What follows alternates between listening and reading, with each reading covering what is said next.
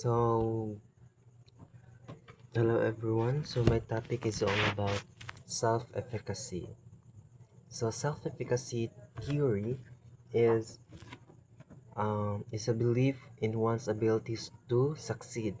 Like for example, students who believe they can accomplish tasks are more motivated to do them.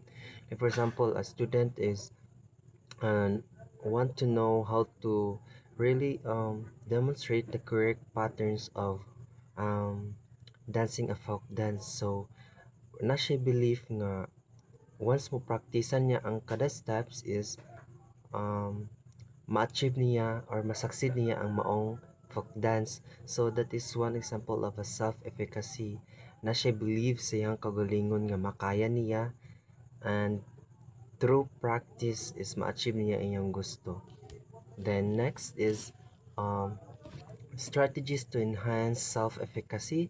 So first is to ensure mastery of basic skills, which is reading, writing, and basic math form the foundation need for higher tasks. So ensure the mastery like kanang pagbasa, mamaster ang writing and basic math from form mga arithmetic baron or something nga kanang need na ma-ensure nga kana nga skills is ma-enhance, ma-master siya. And then next is help students see progress on difficult tasks, which is visible improvement encourages them to keep trying instead of giving up. So, in difficult tasks, we should encourage our students nga kaya nila and through self-efficacy mas mobilis silang kagalingon nga through that encourages nga atong gihatag sa atong mga students is mo keep on trying sila instead nga mo give up dahil sa kabutang, which is good nga i-encourage na to ang students sa muta kay difficult ang buhaton nga task bitaw, so need sig encouragement para ma-motivate sila and para mas na sila'y self-determination or self-efficacy nga mopadayon sa ilahang kana nga task mahuman nila og ma-accomplish. And then next is communicate confidence in students' abilities. So positive words and matching body language. So dapat atong ihatag sa to ang mga students is positive words like kanang ming kaog kanang you keep on keep up the good work or like kaya ra na, and then with that mas ma-confident sila nga mabuhat nila ang ilang task which is kanang combined with their abilities and the basic skills that they are mastered. So bisan pag usa ka lisod is makayan nila through encourages and through positive words nga ilang nadawat, no? And then it is strengthen their belief in themselves nga ma-confident sila. And the next is expose students to successful peers. Success becomes contagious, motivating others to do better. So, if we have peers, so need na to siya expose sa atong peers, no? Kay, with peers, kay, mao man nimo tabang nimo para ma-accomplish ang maong task. Kay, ug na po kay kauban is nabita kay kapangayoan pug idea or opinion kung unsaan man pag-solve sa usa ka task or samot kay kanang lisod-lisod, so how to make progress on a specific task. So through your peers mag-collaborate mo, magtinabangay mo, then ma-accomplish niyo bisan unsa ka lisod ang usa ka task. And then promote mastery, provide competence promoting feedback.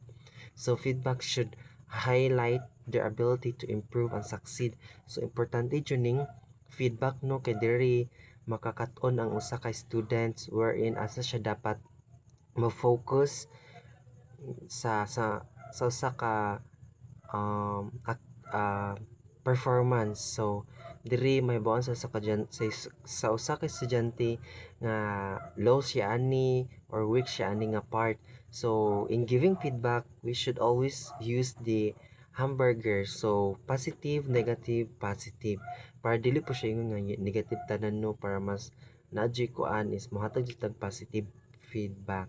So next is promote mastery through moderately challenging tasks. So tasks should be neither too easy nor too difficult, just enough to stretch abilities. So dapat kung mohatag sa tag mga task sa atong mga students is sakto-sakto ra pud ka ng kaya ra pud sa level of intelligence sa atong students no nga makapa kuan sa ilahang abilities dili na pud nang to the extent nga murag dili na bitaw jud kaya sa kay student.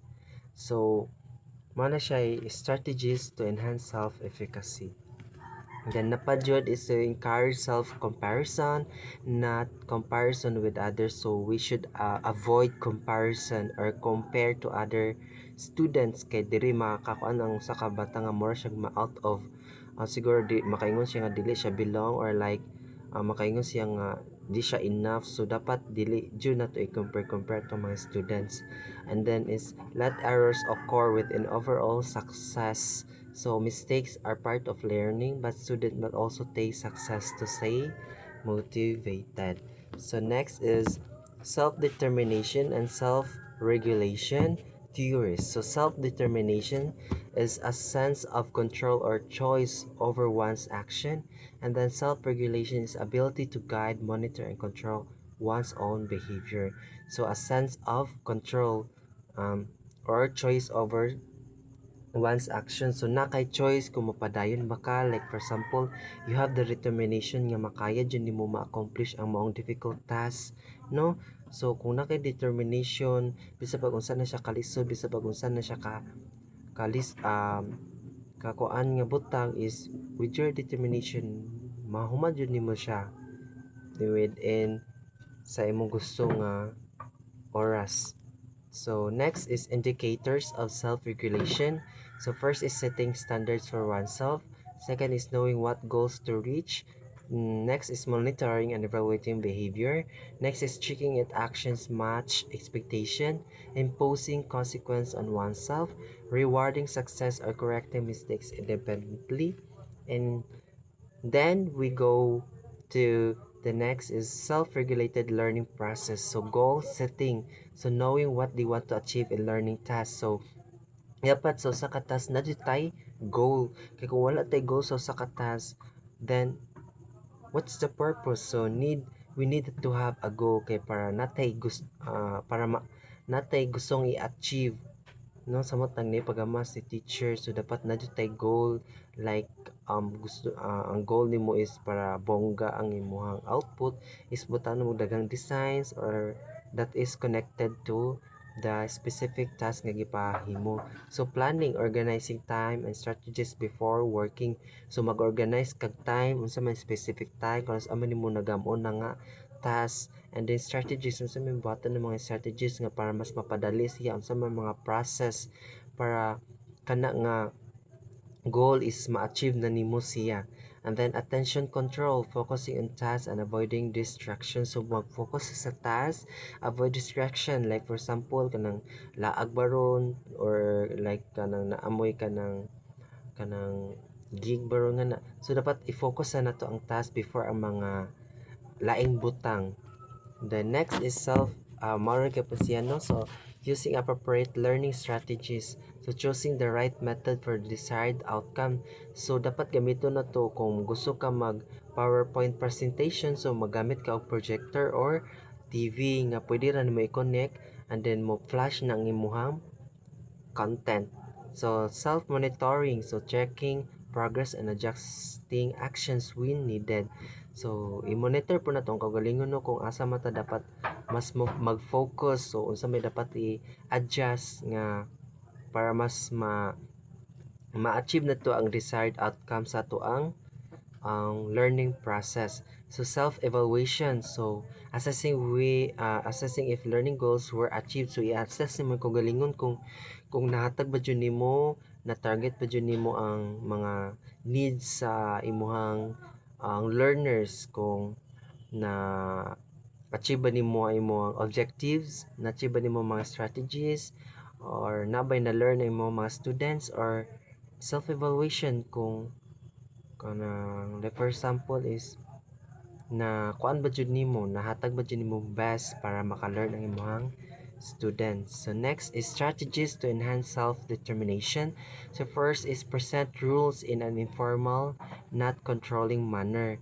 So next is with this explain why rules matter instead of forcing obedience. So in a so as a teacher, no, we should give rules to our students kay through rules mosunod ang imuhang students. Like for example, -1 ang magbanha, so ana palang daan is mosunod na imuhang mga students. So rules po sa usa ka group, like for example is naamoy na kay rules nga ihatag nga dapat walay AI generated nga mga answers or essays. So ana palang daan ikuan jud nimo stick, ihatag nimo daan ang rules kay para ang mga students is mosunod na siya nimo. And the next is provide opportunities for students to make choices, allow them to decide how to complete tasks, increases motivation.